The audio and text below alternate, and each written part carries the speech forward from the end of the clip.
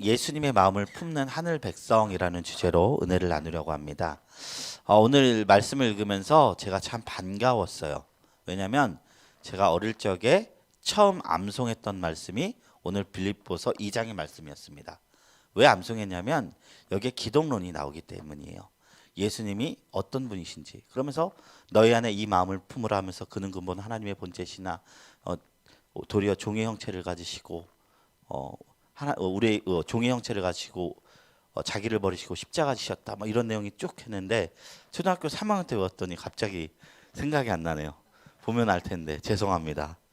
예, 여기 기독론에는 예수님의 성품이 어떤 분인지 담겨 있고 우리가 어떤 마음을 가지고 살아가야 하는 권면도 들어 있습니다.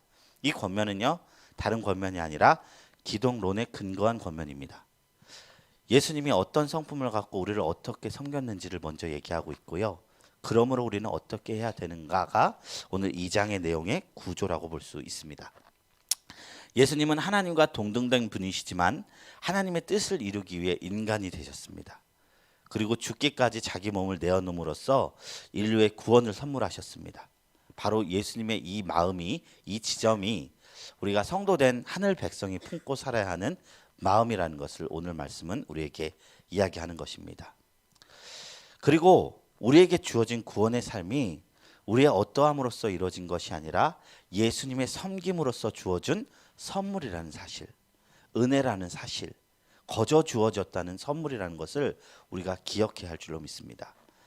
다른 종교는요, 고행과 행실로서 신의 은총에 다다릅니다. 인도에 가면은 어떤 수행을 하는 사람들을 보면 하루 종일 손을 몇십 년간 1970년대부터 지금까지 손을 이렇게 올리고 있는 한 기인이 있답니다. 손이 빼빼 말랐어요. 왜 그렇게 하느냐? 그 자기 신경이 죽어서까지 이 손을 드느냐?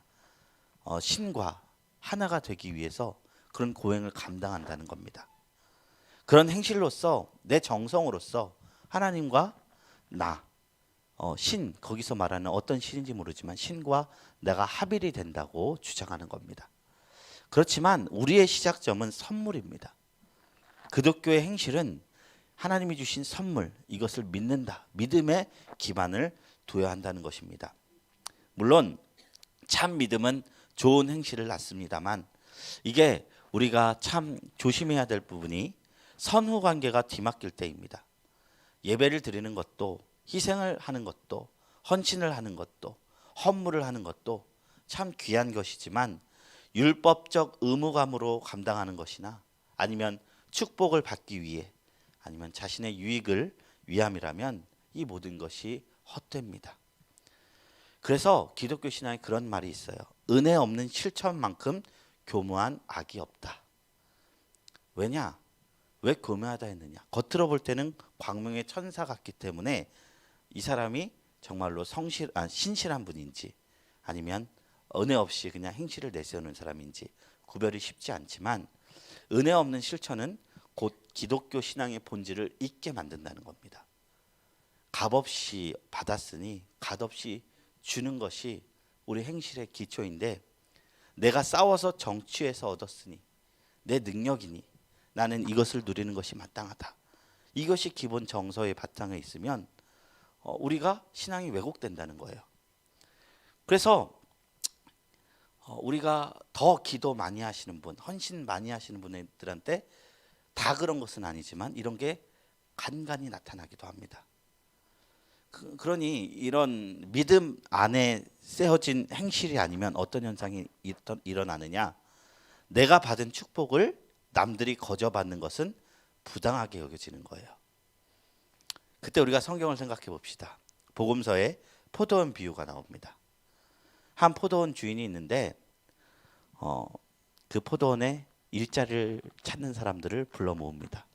먼저 온이나 나중 온이나 할 것 없이 한 데나리온을 주었어요. 그러니까 먼저 온 사람들이 갑자기 분을 뿜습니다. 부당하다. 나중에 온 사람이, 그 사람이 일하기 전에는 일 없는 사람도 있는데 내가 일을 하고 삭스를 받으니까 얼마나 좋으나 싶었는데 비교 대상이 생기자마자 마음에 불이 생긴 겁니다. 나는 아침부터 일하고 있는데 저는 저녁에 왔는데 나랑 같은 삭스를 받네. 근데 이게 당연한 감정 같아요. 제가 주일학교 설교를 하는데 하나님 나라에 대한 설교로 이 포도원 비유를 했는데 어린애들이 초등학교 6학년 땐 이름도 생각나요. 현찬이라고. 현찬이가 질문 있는 사람 하니까 손을 들어서 저한테 그러는 거예요. 전도사님 근데 그건 불공평한 것 같아요. 설명하기가 힘들더라고요. 천국은 어린아이와 같은 자들의 것인데 어린아이가 그렇게 말했잖아요. 그런데 이 마음이 어떤 마음을 비유한 거냐면 유대인들이 이방인들이 구원받을 때의 심정이기도 했습니다. 그리고 이제 놀 거 다 놀고 인생의 마지막에 예수 믿고 구원받는 사람을 보는 어떤 사람의 심정이기도 합니다. 저한테 도입해 봤어요. 제가 대학 다닐 때는 국가장학금이 없었습니다. 그래서 집안이 기울도록 학변해서 다녔는데 제가 12년도에 대학원에 입학하니까 그때부터 국가장학금이 시작됐더라고요. 그래서 애들이 380만 원 전 내고 다녔거든요. 매 학기. 월급은 70만 원이지만 학비는 380만 원이었습니다. 근데 제 후배들은 70만 원, 그러니까 그 국가에서 70% 이상 장학금을 또 다니는 거예요. 그때 제가 이게 옳게 된 정책이다 싶으면서도 마음에 좀 약간 그럼 나는 뭐 했나 이런 생각이 들기도 하더라고요. 자연스러운 마음이죠. 그런데 우리가 이 모든 게 은혜라는 것, 내가 쟁취해서 얻은 것이 되면은 이런 마음이 된다는 겁니다. 신앙의 명예도 고생해서 장로되고 권사되고 다 귀한 직분이죠. 근데 은혜라는 사실이 그 마음의 밑바탕이 돼서 내가 하나님께 거저받았으니 거저합니다. 이런 정서가 돼서 하나님 앞에 헌신이든 헌물이든 섬김이든 하지 않으면 나의 어떤 자랑거리로 전락할 수 있습니다. 이게 굉장히 교묘한 악이 될 수 있다는 것이죠. 하나님의 나라는요, 거저 주어지는 것입니다. 은혜입니다. 선물입니다. 은혜로 시작해서 은혜로 끝이 나는 나라입니다. 그렇기 때문에 바울이 빌립보서를 쓸 때 감옥에 갇혀 있었음에도 역설적이게 기쁨과 은혜를 이 빌립보서에서 가장 많이 이야기합니다. 바울이 빌립보서를 쓸 때 그 감옥에 갇혀 있었습니다. 그때 어떤 현상이 일어났냐면 자신을 대신해서 일어난 수많은 복음 전파자들이 생겨나기 시작했어요. 바울이라는 영적 거장이 잡혀져 버리니까 그 사람이 있었을 때 그 사람이 해야 할 일을 이제 감당해야 되는 사람들이 필요한 거잖아요. 교회 공동체 내에서 그를 사모하는 사람들이 꽤 있었던 것 같아요. 그들 중에는 순수한 마음으로 복음을 전하는 사람도 있었고 바울이 갖고 있는 영적 지도자의 자리가 빈 것을 보고 그것을 차지하기 위해 투기로 하는 일도 있었습니다. 그때 바울이 그 현상을 보면서 빌립보서 1장 15절부터 18절에 이런 말을 합니다. 어떤 이들은 투기와 분쟁으로 어떤 이들은 착한 뜻으로 그리스도를 전파하나니 이들은 내가 복음을 변증하기 위해서 세우심을 받은 줄로 알고 사랑으로 하나 그들이라 함은 투기와 분쟁으로 한 사람들이죠. 나의 매임에 괴로움을 더하게 할 줄로 생각하여 순수하지 못하게 다툼으로 그리스도를 전파하느니라. 그랬다는 거예요. 그러니까 바울의 자리를 대신하기 위해서 질투심으로 복음 전한 사람들이 일어나기 시작했다는 거예요. 영광스러운 자리니까 사도란 자리는. 그때 이제 바울이 했던 반응이 뭐였냐면 그러면 무엇이냐? 거칠애로 하나 참으로 하나 무슨 방도로 하든지 전파되는 것은 그리스도니 이로써 나는 기뻐하고 또한 기뻐하리라. 바울이 여기 휘둘리지 않는 거예요. 내가 갈궈놓은 맺어놓은 그 자리를 누가 대신하는데 이거 휘둘리지 않는 거예요. 나는 고생해서 이걸 이렇게 만들어놨는데 그 빈자리를 누가 채워놨는데 바울이 말하는 건 무엇입니까? 기뻐하고 또한 기뻐하리로다. 왜요? 그리스도가 전해지는 것으로. 바울의 관심사는 오직 복음에 있었다는 겁니다. 다시 복음서의 비유로 돌아간다면 우리가 그 한 개인을 볼 때는 어떻게 불공평하게 보일 수도 있습니다. 그 이유는 내가 마치 나중에 온 사람같이 여겨지지 않기 때문입니다.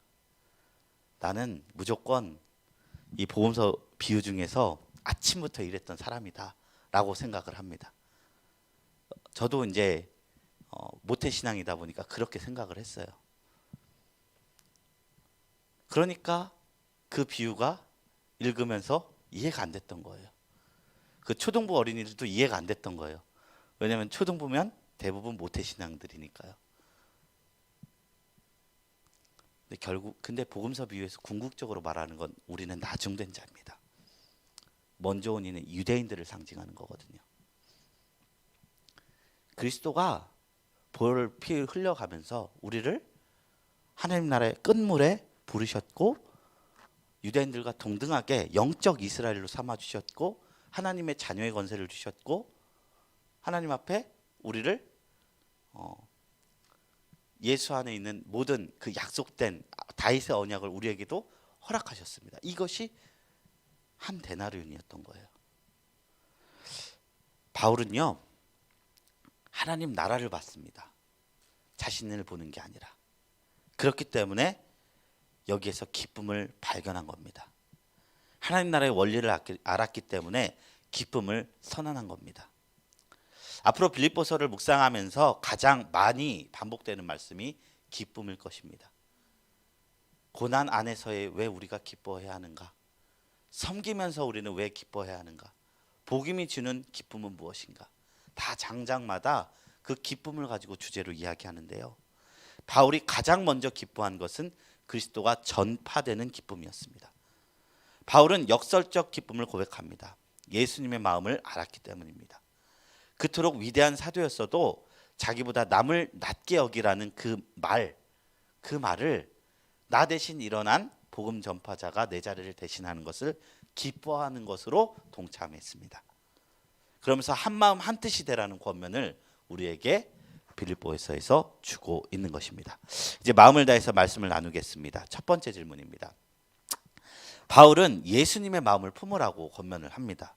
5절부터 18절까지가 예수님의 마음에 대한 내용인데요. 첫 번째 질문입니다.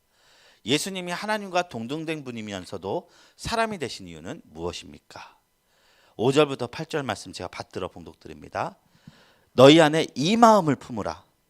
곧 그리스도 예수의 마음이니 그는 근본 하나님의 본체시나 하나님과 동등됨을 취할 것으로 여기지 아니하시고 오히려 자기를 비워 종의 형체를 가지사 사람들과 같이 되셨고 사람의 모양으로 나타나사 자기를 낮추시고 죽기까지 복종하셨으니 곧 십자가에 죽으심이라. 왜 예수님께서 사람이 되셨느냐? 하나님의 뜻에 순종하기 위해서입니다. 예수님은 원래 삼위 하나님의 본체십니다. 하나님 그 자체인 분이라는 것입니다. 그런 예수님께서 하나님과 동등하신 권리를 내려놓고 이 땅에 내려오셨습니다. 그리고 그렇게 하신 딱 하나의 목적은 자신을 낮추어 복종하기 위해서였습니다. 세상 권력에 굴복하는 복종이 아니라 하나님의 뜻에 순종하는 복종을 선택하셨습니다. 예수님께서는 깨어진 하나님 나라를 바로 세우기 위해서 나라를 세우는데 폭력적 방법이 아니라 자기 희생적 방법을 선택하셔서 나라를 세우셨어요. 세상의 모든 나라는요 어떻게 세워지죠? 전쟁으로 세워집니다. 우리나라도요 전쟁으로 세워졌어요. 제가 인문학 책을 보니까 국가의 설립은 다 폭력으로 이루어졌습니다. 한 나라도 폭력으로 이루어진 나라가 없습니다. 그래서 국가의 성립 요건 중에 군대가 반드시 있는 겁니다. 처음에 어떤 강한 지도자 한 명을 부족한 부족이 부족과 부족을 통합했겠죠. 통합한 부족에 더 통합했겠죠. 그런 식으로 우리나라도 이루어졌고요. 일본도 이루어졌고요. 북한도 이루어졌고 다 이루어졌습니다. 북한과 남한이 왜 생겼습니까? 전쟁으로 이루어졌지 않습니까? 모든 나라가 전쟁으로 세워진 겁니다. 그런데 하나님의 나라는 어떻게 세워지셨습니까? 예수님만이 순종으로 그 나라를 이루셨습니다. 마치 어린 양이 도살장에서 번제물이 될 때 반항하지 않고 그대로 도축자의 손에 죽듯 돌아가시면서 하나님의 나라를 세운 겁니다. 성도가 예수님께서 그랬잖아요. 온유한 자는 복이 있나니 땅을 기업으로 얻을 것이요. 예수님이 하신 말씀이거든요. 예수님이 어떻게 그 나라를 얻으셨느냐? 온유함으로 얻었다는 것입니다. 주님은 순종으로 구원을 이루셨습니다. 그러기에 가장 고귀한 성도는 순종의 가치를 아는 성도입니다. 왜냐하면 예수님의 성품이기 때문입니다. 우리가 요한계시록을 보면은 아주 무시무시한 이미지들이 나와요. 우리가 요한계시록을 쉽사리 읽지 못하죠. 무서우니까 잘못 해석할까 봐. 근데 그 중에 한 가지 확실한 이미지가 뭐냐면 짐승에 대한 이미지입니다. 곰의 이빨을 가지고 용의 몸통을 가지고 막 무시무시한 짐승이 성도들을 죽이고 또 죽입니다. 그때 어떻게 성도들이 승리한지 아십니까? 어린 양이 승리해요. 어린 양의 이미지 그리고 짐승의 이미지. 싸우면 누가 이깁니까? 얼핏 보기에는 짐승일 것 같은데 요한계시록에서는 어린 양의 이미지로 승리한다는 거예요. 예수님이 그 짐승보다 더 권위 있는 모습으로 오셔서 깨부수는 게 아니라 어린 양의 이미지로 오셨다는 거예요. 지금 예수님이 십자가에서 어린 양처럼 거저 대제사장들과 서기관들과 바리새인들에 의해서 그냥 힘없이 죽임당한 것 같은데 그것을 통해서 참 승리가 선언되고 이 땅에 하나님 나라, 죄사함의 권세가 선언되고 하나님 나라가 세워졌습니다. 주님이 순종으로 구원을 이루신 겁니다. 그래서 우리가 정광훈 목사처럼 목에 막 배째라, 나 악에는 악, 강에는 강 이렇게 싸우면서 뭐 교회의 정당성을 주장하는 방법으로 우리 교회가 세상에 인정을 받을 수가 결코 없습니다. 어린 양이 돼야 됩니다. 뭐 치면 당해라 이런 것이 아니라 사랑의 모습을 계속 보이는 겁니다. 초대교회가 그렇게 해서 로마를 무너뜨렸습니다. 사로잡힌 자는 사로잡히고 죽임당할 자는 죽임당했지만 그럼에도 불구하고 십자가 앞에서 하나님을 사랑하고 이웃을 사랑하는 모습을 보여주고 그 지하 카타콤 같은데 빛 하나 들리지 않은데 빛 하나 들지 않는 곳에서 평균 수명 30살밖에 안 되는 데서 빛을 못 받아서 뼈가 다 사가갖고 일찍 죽는데 그곳에서 서로 사랑한다, 서로 사랑한다 이러면서 살아가니까 믿는 자들이 더욱더 늘어나고 로마가 기독교 국가가 된 게 다 그런 방법을 통해서 이루어진 것이죠. 이것이 다 주님의 방법이었다는 것입니다. 기독론에 근거한 방법이라는 것입니다. 순종이라는 것은요, 교회의 순종이 아니라 하나님의 뜻에 순종하는 겁니다. 어떤 이들은 종교적 서비스를 받기 위해서 교회에 나오기도 합니다. 교회는 그런 자들을 섬겨야 합니다. 그러나 우리의 신앙이 점차 성장하고 성숙할수록 섬김을 받는 것보다 섬기는 자가 됩니다. 공동체가 주는 유익을 얻기보다는 우리 공동체가 주는 유익을 주는 자가 됩니다. 이것이 하나님의 방법이라는 겁니다. 순종하는 자, 섬기는 자에게 하나님의 축복이 있습니다. 그런데 우리가 순종하는 이유 그리고 섬기는 이유 축복을 위해서도 아닙니다. 더 좋은 상급을 받기도 위해서도 아닙니다. 오직 예수님께서 우리에게 하신 순종의 모범을 우리가 보았기에 그것을 믿기에 주님이 가신 길이 의롭다고 믿기 때문에 믿음으로 감동하는 순종인 것입니다. 이에서 나는 순종과 섬김이 우리 안에 있습니까? 먼저 섬김의 길을 가신 주님을 바라보는 저와 여러분들이 되시길 주님의 이름으로 축원드립니다. 이제 두 번째 질문입니다. 하나님은 십자가에 못 박히신 예수님을 어떻게 하셨습니까? 9절부터 11절 말씀입니다. 제가 읽어드립니다. 이러므로 하나님이 그를 지극히 높여 모든 이름 위에 뛰어난 이름을 주사 하늘에 있는 자들과 땅에 있는 자들과 땅 아래에 있는 자들로 모든 무릎을 예수의 이름에 꿇게 하시고 모든 입으로 예수 그리스도를 주라 시인하여 하나님 아버지께 영광을 돌리게 하셨느니라. 그러니까 다시 살리시고 모든 이름 위에 뛰어난 이름을 주셨고 하늘과 땅에 있는 모든 자 위에 주가 되게 하셨다. 그러니까 주님은 이 질문은요, 섬김과 순종하는 자들이 얻을 축복에 대한 답변이기도 합니다. 주님이 순종으로 얻으신 게 무엇입니까? 이거예요. 부활이 있고요. 뛰어난 이름을 얻으셨고요. 모든 자 위에 주가 되도록 증명이 되셨습니다. 하나님께서는 우리에게 정신승리만을 주시지 않습니다. 가장 귀한 것을 줄 때 그에 합당한 그릇이 되게 하십니다. 모든 인류의 죄를 대신할 희생제물을 어린 양이 아닌 자기 독생자 예수로 삼으시고 흠도 없고 점도 없는 인간 예수님의 온전한 순종을 통해 하나님의 구원이 성취되었습니다. 하나님은 예수님의 이런 순종을 의롭게 여기시고 그를 높여 모든 이름 위에 뛰어나게 하셨습니다. 놀라운 역전의 드라마가 쓰여진 겁니다. 하나님은 예수님의 순종을 받으시고 그를 죽음 가운데 살리사 모든 만물의 주가 되게 하셨습니다. 복음은 고난의 십자가를 통과한 영광의 부활입니다. 그러므로 이제 모든 백성은 그리스도를 주로 영접할 수 있고 하나님께 영광 돌릴 수 있게 되었습니다.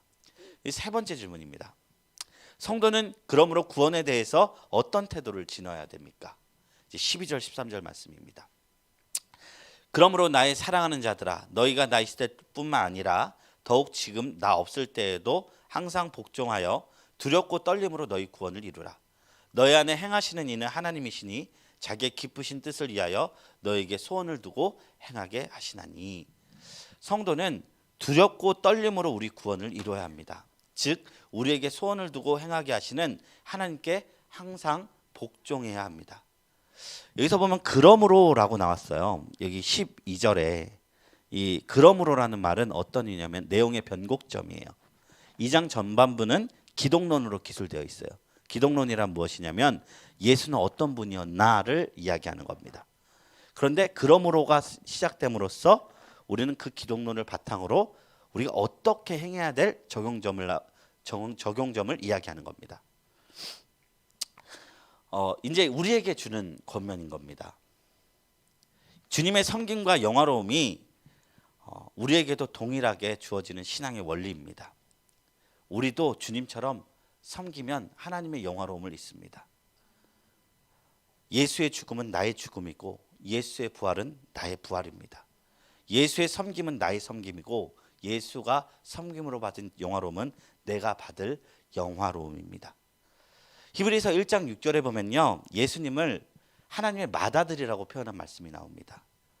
1장 6절에 또 그가 맏아들을 이끌어 세상에 다시 들어오게 하실 때에 하나님의 모든 천사들은 그에게 경배할지어다. 그럼 맏아들이 아닌 자들은 누구죠? 우리예요. 14절에 이렇게 나옵니다. 모든 천사들은 섬기는 영으로서 구원받을 상속자들을 위하여 섬기라고 보내심이 아니냐. 맏아들, 상속자들 다 자녀를 향한 표현이거든요. 예수로 인해서 하나님의 자녀로 칭함을 받는 우리의 모습을 이야기합니다. 그래서 이 말은 저는 제가 성경을 읽으면서 제가 잘못된 줄 알았어요. 예수님은 우리의 형이다, 우리의 오빠다. 이게 잘못된 표현인 줄 알았어요. 성경 읽었을 때 저 그 구조가 나왔거든요. 근데 이게 구원론 배울 때 이게 맞더라고요. 하나님이 삼위일체, 하나님 우리 아버지, 예수를 맏아들로 삼으시고 예수님이 받을 축복이 우리의 축복의 모형입니다. 구원론에. 하나님이 예수를 영화롭게 하신 만큼 우리도 영화롭게 하신다는 것입니다. 그러므로 아들의 형상을 본받아 살면 우리에게 영화가 임합니다. 로마서 8장 29절부터 30절은 이 말씀을, 제가 말한 말씀을 정확하게 이야기하고 있는데요. 한번 이 말씀을 찾아봤으면 좋겠습니다. 로마서 8장 29절부터 30절입니다.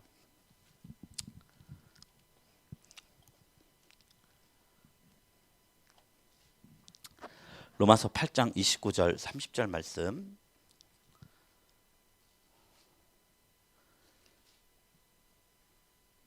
이 말씀 한번 다 같이 읽습니다. 시작.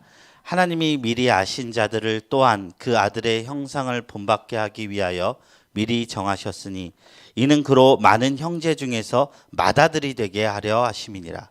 또 미리 정하신 그들을 또한 부르시고 부르신 그들을 또한 의롭게 하시고 의롭다 하신 그들을 또한 영화롭게 하셨느니라. 아멘. 예수님의 형제가 누구라고요? 우리라는 겁니다. 그 아들의 형상을 본받게 함. 그래서 주님은 우리가 믿어야 할 대상임과 동시에 우리가 따라야 할 모델입니다. 주님이 섬기신 것, 주님이 충성하신 것, 복종하며 사신 것, 하나님이시면서도 왜 그렇게 하셨느냐? 우리에게 따를 길을 알려준 거예요. 여러분, 매뉴얼이 없는 길이 매우 어렵죠. 진짜 뭐 이런 작은 기계 하나도 매뉴얼이 있으면 어쨌든 어째저째 똑같은 결과물을 만들어냅니다. A 1번 누르세요. 2번 세탁기로 할게요. A 물을 트세요. 2 세탁번을 누르세요. 3 그리고 탈수되면 빼세요. 이러면은 세탁기를 처음 본 사람도 할 수 있어요. 하나님은 예수님을 매뉴얼로 만들어 주신 거예요. 주님이 충성하시고 거저 그 십자가에 못 박혀서 실패한 것 같으신데 하나님 앞에서 죽도록 충성한 그 열매로 부활과 모든 이름 위에 뛰어난 영광을 주셨습니다. 그리고 히브리서에서는 우리에게 상속자들이 되게 하셔서 예수 믿고 예수 따라가는 우리를 상속자들이라고 해서 천사들이 우리를 섬긴다고 하고 있습니다. 이것이 우리에게 보이는 놀라운 은혜가 있기를 주님의 이름으로 축원합니다. 그래서 12절에 두렵고 떨림으로 너희 구원을 이루라고 말씀하셨습니다. 그리고 13절에 동시에 너희 안에 행하시는 이가 하나님이다라고 선언하십니다. 이게 구원의 이중 특성을 잘 설명하고 있는 본문이에요. 아까 서두에 말씀드렸듯이 구원은 나에게 속한 게 아니라 하나님께 속한 것입니다. 은혜의 영역입니다. 인간의 행위가 끼어들 것이 없습니다. 하나님의 선하신 의도와 하나님의 선하신 구원의 의지로 우리 구원이 성취된 겁니다. 그런데 우리가 해야 할 것, 두렵고 떨림으로 우리 구원을 바라봐야 한다는 것입니다. 마저 따놓은 당상처럼 여기면 안 된다는 것입니다. 사도 바울이 그런 말씀을 했어요. 내가 이미 얻었다 함도 아니요 받았다 함도 아니라 부르심의 상을 쫓아 나는 달려간다. 내 이미 따놓은 당상으로 여기지 않았다는 거예요. 순종도 섬김도 은혜를 알아야 되고 동시에 우리가 쫓아가야 할 어떤 이상이 되어야 합니다. 물론 순종과 섬김이 있어야 합니다. 그 은혜 안에 있어야 합니다. 은혜가 그 밑바탕이 되지 않으면 순종도 섬김도 헌신도 우리의 내적 에너지를 고갈시키기도 합니다. 그래서 뭐 버닝아웃 이런 말이 왜 나옵니까? 그냥 그저 은혜 없이 열심히 일했을 때 열심히 성도님들 중에서도 목회자들 중에서도 열심히 교회를 하다가 방전돼서 막 다시는 나갈 힘 잃어버리기도 하고 그런 일들이 많이 일어나잖아요. 그래서 은혜가 밑바탕돼야 되는 게 분명합니다. 그거는 분명한 건데 은혜 안에서 우리가 헌신하는 것은 무엇인가? 과연 그것이 무엇인가? 이거를 정말로 어려운 부분이거든요. 이건 제가 가르쳐 드릴 수 있는 영역도 아니고 우리가 스스로 하나님 앞에 서면서 이 은혜 앞에서 행실해야 되는 것이 무엇인가 물어가면서 조절해야 될 부분이기도 합니다. 어떤 사람은 1만 해도 방전되고 어떤 사람은 10 해도 괜찮은 사람이 있거든요. 그 선이 있어요.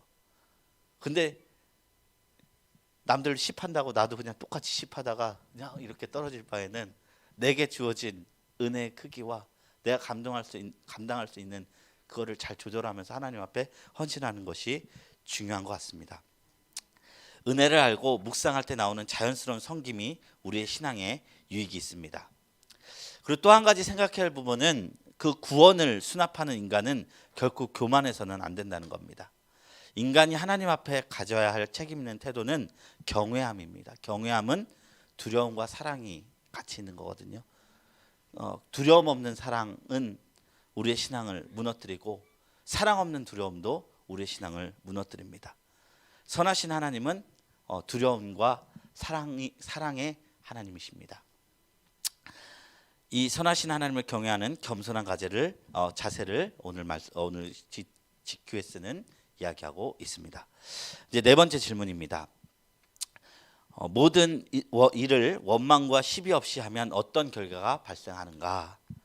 즉 이런 기독론에서 일을 할 때 자기 열심으로 하지 말고 또한 은혜 안에서 하라는 것을 얘기하고요. 더 나아가서 원망과 시비 없이 일을 하라고 하고 있어요. 그러면 어떤 일이 발생하나 이야기하고 있어요. 14절 15절 말씀입니다. 모든 일을 원망과 시비가 없이 하라. 이는 너희가 흠이 없고 순전하여 어그러지고 거스르는 세대 가운데서 하나님의 흠없는 자녀로 세상에서 그들 가운데 빛들로 나타낸다. 마지막 부분에 나와 있죠. 우리가 원망과 시비 없이 하나님의 일을 감당할 때 하나님의 흠없는 자녀로 세상에서 빛나게 된다는 거예요. 특히 어그러지고 거스르는 세대에서 빛난다는 겁니다. 모든 구원이 하나님의 손에 달려 있으니 인간은 아무 것도 할 길이 없는가? 아닙니다. 하나님은 사람을 통해서 일하시는데 이 일은 원망과 시비 없이 기독론의 근거에서 일할 때 하나님이 우리에게 일하신다는 거예요. 이 기독론은 뭐라고 했죠? 아까 말씀드렸듯이 남을 나보다 낮게 여기고 하나님의 뜻에 순종하고 그리고 이게 말한 모든 일에 원망과 시비가 없이 하는 일입니다. 구원받은 백성이 하나님의 자녀답게 살아야 할 거룩한 삶의 태도를 이야기하고 있는 것입니다. 원망이라는 것은 하나님의 인도에 불만을 표하는 것이고 시비는 의심과 불신의 마음 자세입니다. 원망이 외적 표현이라면 시비는 내적 동기입니다. 구원받은 하늘 백성은 철저히 믿음의 자세를 가지고 복음에 합당한 삶을 살아야 합니다. 그런데 이게 우리가 오해하지 말아야 할 지점이 또 하나가 뭐냐면 원망과 시비 없게 하라고 해서 교회 안에 정의가 무너지고 공의가 사라지는 것을 시비 걸지 말라 이렇게 받아들이면 안 되겠죠. 하나님의 정의를 세우는 것도 하나님의 일입니다. 그것도 해야 돼요. 교회에서 해야 돼요. 그래서 우리 교회가 이 말씀을 하는데 우리가 좀 조심해야 될 지점이 각 가령 세상에서 세습 문제 때문에 세상에서 비판하고 있는데 우리가 원망과 시비를 없앤다고 교회에서 하나가 된다고 그거에 대해서 그 부정의함을 묵도하고 이런 게 원망과 시비를 없애는 것이 아니죠. 교회의 할 일은 교회가 하나님의 뜻에 맞는 공동체 되게 하는 거 교회 공동체에 주어진 사명이거든요. 비록 목회자라 할지라도 그것을 무너뜨리면 성도님들이 싸워서라도 목회자를 쫓아내서더라도 그걸 세워야 합니다. 원망과 시비 없다는 게 이론적으로 오용이 될까 봐 제가 다시 교정드립니다. 나눔입니다. 바울은 성도에게 성육신하여 대속제물이 되신 예수님의 마음을 품으라 했습니다. 예수님의 마음이 무엇인지 그 마음을 품을 때 나타나는 삶의 변화는 무엇일지 이야기해 봅시다. 나눔 2번입니다. 그리스도의 성육신과 십자가의 대속사역이 우리를 구원했듯이 우리가 그리스도의 마음을 품고 순종의 길로 갈 때 전도가 일어납니다. 우리가 순종할 때 선교적 결과를 낳은 경험이 있거나 그런 예가 있다면 한번 서로 나눠보고 그런 일이 없다면 한번 우리가 우리의 삶을 통해서 한번 만들어봤으면 좋겠습니다. 그래서 이제 이 번째 챕터로 넘어가겠습니다.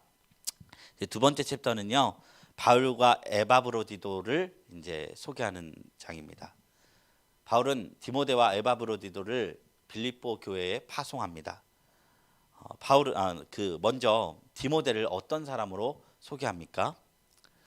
20절부터 22절입니다. 뜻을 같이하여 너희 사정을 진실히 생각할 자가 이밖에 내게 없음이라.